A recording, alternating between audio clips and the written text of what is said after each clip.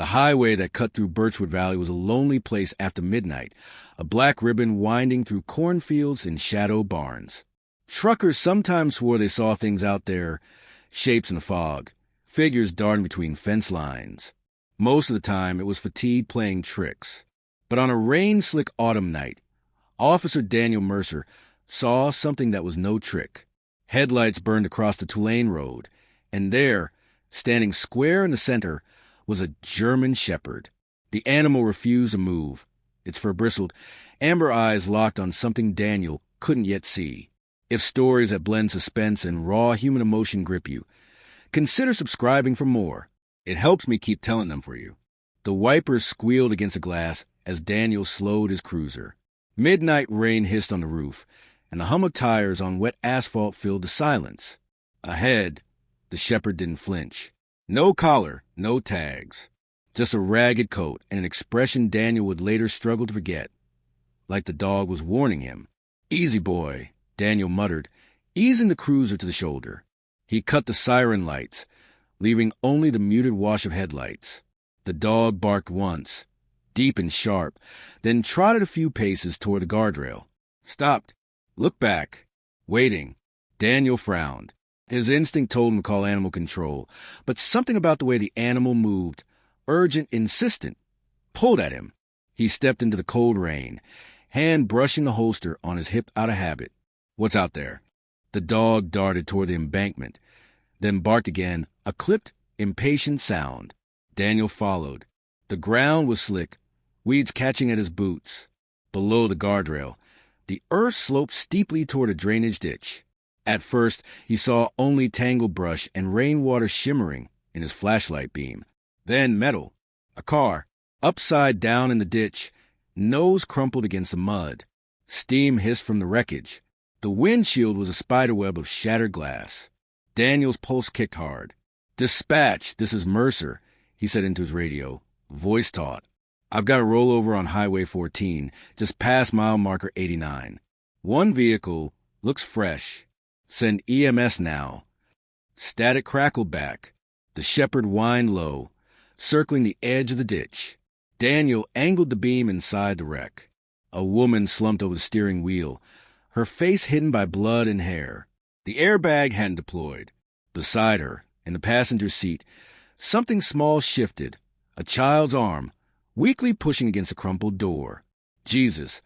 Daniel dropped into the mud, adrenaline burning away the chill. "Ma'am!" he shouted, yanking at the driver's side handle. Jammed. He slammed his shoulder against it until the hinge groaned, then wrenched it open enough to squeeze through. The woman stirred faintly, groaning. The child, a boy no older than 5, lifted his head, dazed and crying. "You're okay, buddy. I've got you."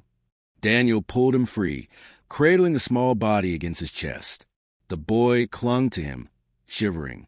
The shepherd barked furiously, pacing the bank as if urging him faster. Daniel laid the boy on the grass and went back for the woman. Her pulse fluttered beneath his fingers. Weak but there, blood slicked her temple. She whispered something he couldn't catch. "Stay with me," he urged. He dragged her out, every muscle screaming from the effort. By the time the distant wail of sirens cut through the rain, Daniel had both survivors wrapped in his jacket. The boy clung to the shepherd now, burying his face in its wet fur. The animal sat rigid, ears pricked, never once looking away from the wreck.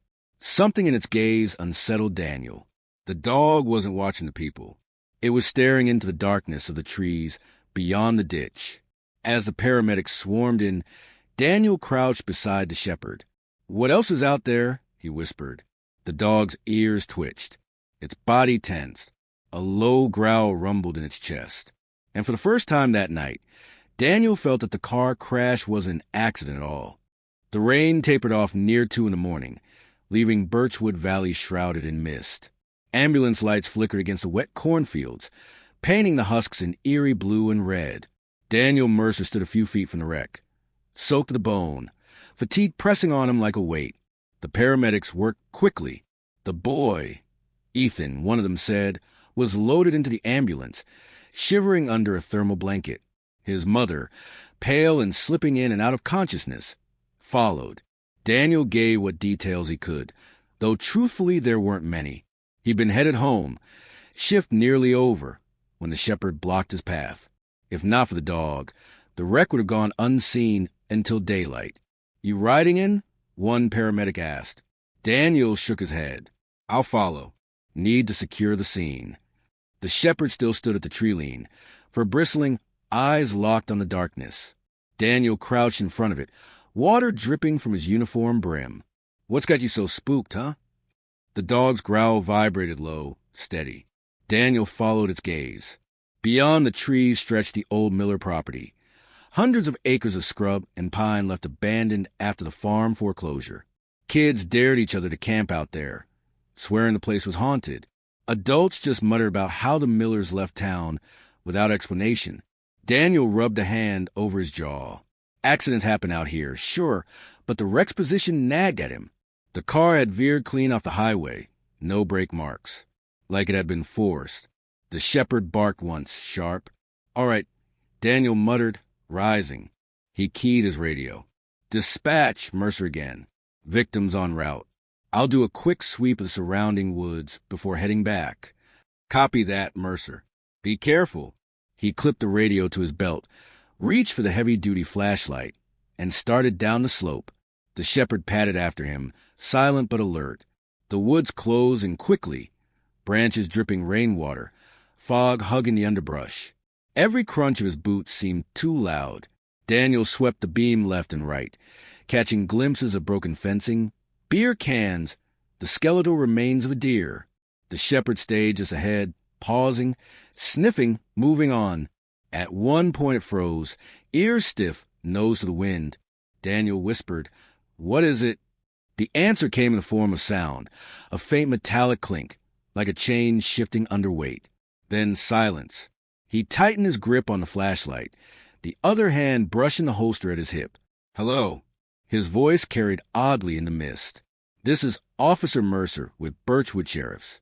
Anyone out there?" No response. Only the drip of rain from the canopy. The shepherd growled again, deeper this time, and stepped forward. Daniel followed, heart hammering. They pushed through a tangle of brambles into a small clearing. At first glance, it was nothing, just overgrown grass and the rusted frame of a barn half swallowed by vines. But then Daniel saw the ground. Tracks fresh tire ruts cut deep into the mud, leading toward the barn. His pulse quickened. A car had been here recently. The shepherd nosed the tracks, then barked once, staring at him as if to say, "Do you see it too?" Daniel swept the beam toward the barn. Its doors sagged one half open. Inside, blackness. He hesitated. Alone, without backup, it wasn't smart to go poking around. But curiosity pressed hard, and beneath it something darker. The instinct that the crash and these tracks weren't separate events. He clicked his radio. Static hissed. No signal in the hollow. "Of course," he muttered. The shepherd stepped toward the barn. Daniel exhaled through his teeth and followed. The air inside smelled of mildew and rust. His flashlight beam skated over collapsed beams, old farming equipment, broken crates. Something scurried into the shadows. Then he saw it. Faint glimmers of light reflecting off glass. Bottles lined neatly along a workbench. Not beer or liquor bottles. Medicine vials. Labels scratched off. Beside them a roll of duct tape. A knife streaked dark. Daniel's gut tightened. The shepherd growled, hackles rising. He turned the beam farther. In the corner sat a cage, large enough for a person. The metal was stained, the floor littered with torn fabric and rope. Daniel swore under his breath. This wasn't kids fooling around. This was something else. Something wrong. Suddenly, the faint sound again, chains clinking, but closer this time. Above him, he raised the flashlight. The beam caught movement in the loft. A shadow withdrawing into the rafters. Sheriff's Department. Daniel barked, hand snapping to his pistol. "Come down now."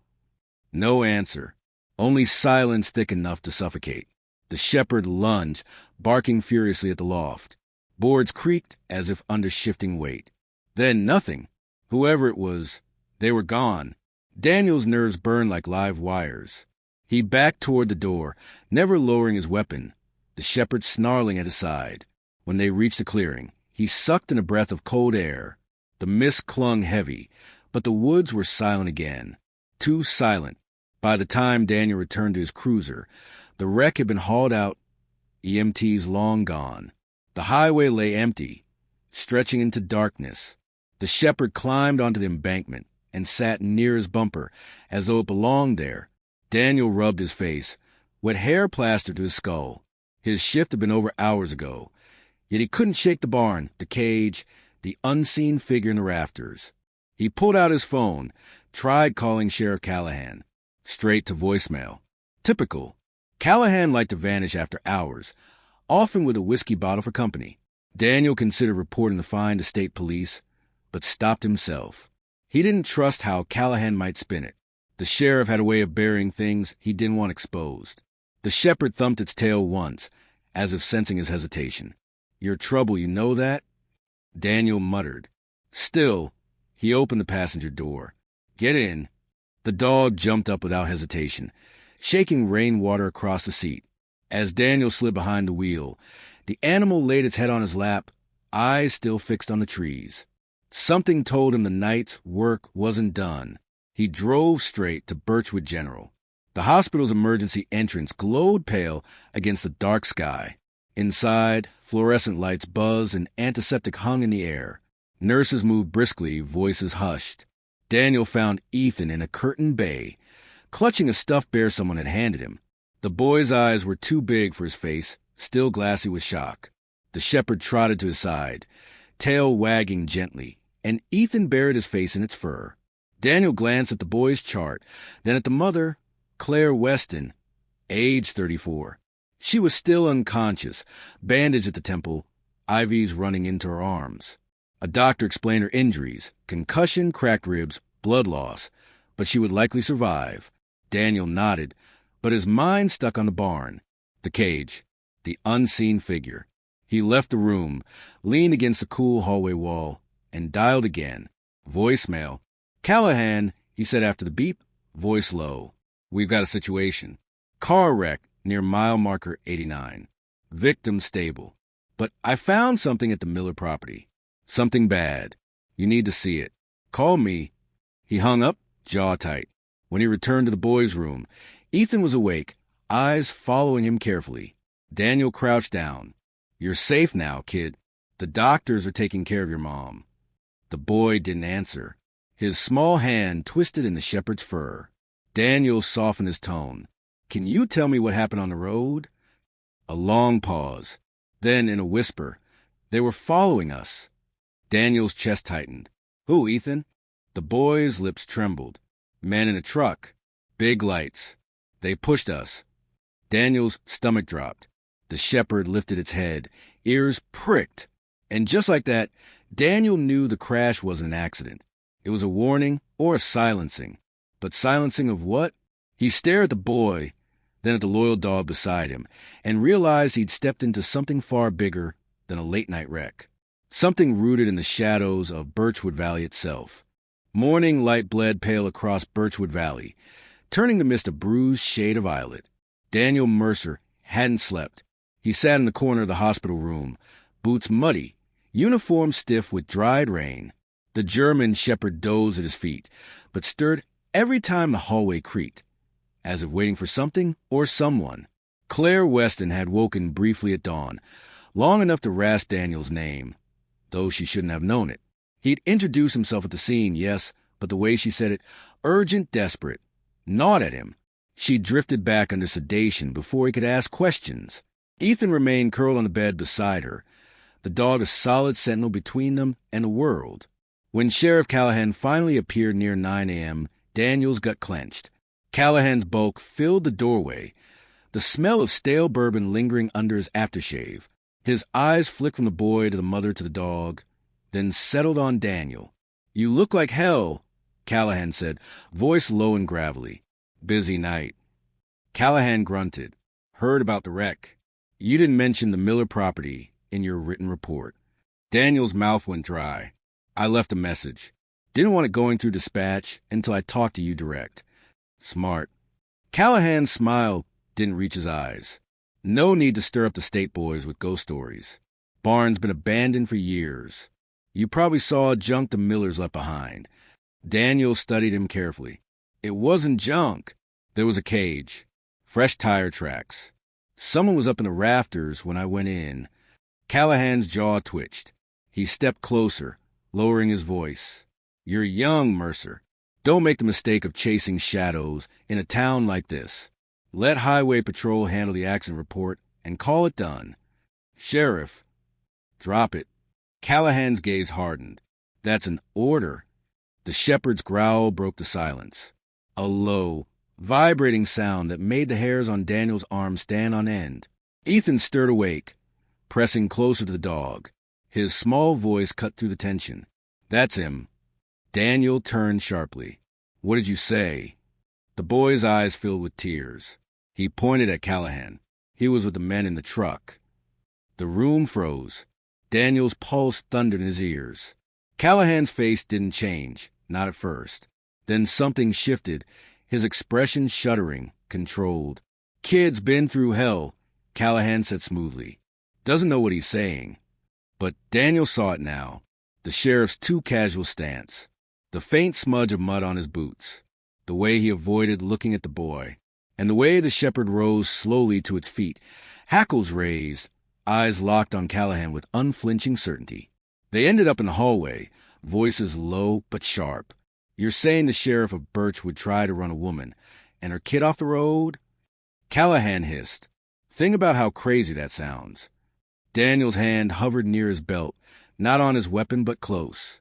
Why would the boy lie? He didn't even know your name. You got no proof. Just a scared kid and a stray mutt. That won't hold water in court. Callahan leaned in, breath hot. You're green, Mercer.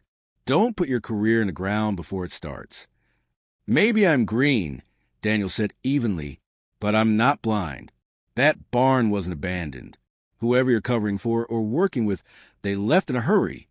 Something flickered in Callahan's eyes then, brief but telling. Fear, quickly buried under anger. You don't know what you're stepping into, he growled. This valley runs on more than corn and tractors. Sometimes folks pay their dues. You want to play a hero, you'll wind up in a ditch like the Westons. He turned to leave. The shepherd lunged, teeth snapping inches from his leg, before Daniel pulled it back. Callahan sneered. Control your damn dog. And then he was gone, heavy boots echoing down the corridor. The next hours blurred. Daniel filed his official report, careful but incomplete. He wrote of the wreck, the rescue, the survivors. He left out the barn. He left out Callahan. Instead, he drove. He followed the back road through the valley, the shepherd riding shotgun, nose pressed to the cracked window. He thought of the boy's trembling voice. They were following us. By dusk, he was back at the Miller property. The barn sat quiet, but the tire tracks were gone, scrubbed over by new mud. Inside, the workbench was cleared, the cage dismantled. Only a faint rust-colored stain on the floor remained. They'd cleaned house. Fast. Daniel crouched, running a hand through the dirt. Damn it! The shepherd nosed his shoulder, then trotted toward the far wall. It pawed at loose boards, whining. Daniel pulled them back. Behind them, a crawl space. He shone the flashlight in. Inside, buried under tarp and burlap sacks, was a box. Heavy. Locked. Daniel pried it open with his knife. Inside, photographs. Dozens of them. Children, men, women. Faces bruised, terrified. Some with numbers scrawled across the bottom. His stomach turned. Among the photos, one image froze him cold. Claire Weston. Younger, thinner, eyes hollow. Beside her, a man he didn't recognize. Both numbered like cattle. Daniel snapped pictures with his phone. Hands shaking. Evidence. Proof. A twig snapped outside. He killed the light, breath held. Through the crack, he saw Callahan's silhouette at the tree lean. And behind him, two men broad-shouldered, carrying shotguns. Daniel's pulse roared. They were here to finish it. The shepherd pressed against his side. Silent, waiting. The ambush came fast. Callahan's men swept into the barn, boots pounding. Check the loft, one muttered. He's here. Daniel crawled deeper into the crawl space, forcing himself and the shepherd through until they spilled out the back wall into the weeds. He sprinted low toward the trees, the shepherd keeping pace, gun drawn. Shouts erupted behind him. A blast of buckshot tore through the branches overhead. "Go!" Daniel hissed, urging the dog forward. They dove into the underbrush, rolling down a slope into the drainage ditch where the wreck had been. Adrenaline surged, fear mingling with clarity. He had what he needed now. Proof. Enough to bring the state police down on Callahan like a hammer. Another shot rang out, mud spraying his cheek. The shepherd barked fiercely, teeth flashing in the dark. Daniel aimed, fired back once, not to kill but to scatter. The men cursed, ducking for cover. By the time he scrambled back up the embankment, the shepherd at his side, headlights cut through the mist. A car barreled down the highway patrol cruiser. Back up. Daniel stepped into beam, badge raised, chest heaving. Over here. The men in the barn vanished into the trees. Callahan with them. It took 3 days. 3 days of interviews, of turning over photographs, of leading state police back to the crawl space. They uncovered more, ledgers, coded notes, ties to a trafficking ring that stretched far beyond Birchwood. Sheriff Callahan was gone. Disappeared before they could serve the warrant. But the valley whispered his name now with venom instead of trust. Claire Weston finally woke long enough to explain. She'd been part of it once, coerced years ago, until she ran. Her husband hadn't been so lucky. They were hunting her still. She'd been running ever since. And Ethan? He never let go of the dog. Neither did Daniel. A week later, Daniel stood on the edge of the same highway where it had all begun. The fields rustled in the breeze, golden under the fading sun. The shepherd sat beside him, calm for the first time, eyes softer now. "You saved them," Daniel said quietly, hand resting on the dog's head. "Hell, you saved me." The animal leaned into the touch, tail thumping once against the grass. Trucks roared past in the distance, but Daniel barely heard. His gaze drifted to the horizon, where the valley stretched quiet and endless, holding its secret still. Not all battles ended with arrests. He knew. Some ended with truth left hanging in the air, scars that might never fade. But in the silence, with the shepherd at his side, Daniel felt something he hadn't in years. Hope. And for Birchwood Valley, that was enough, for now,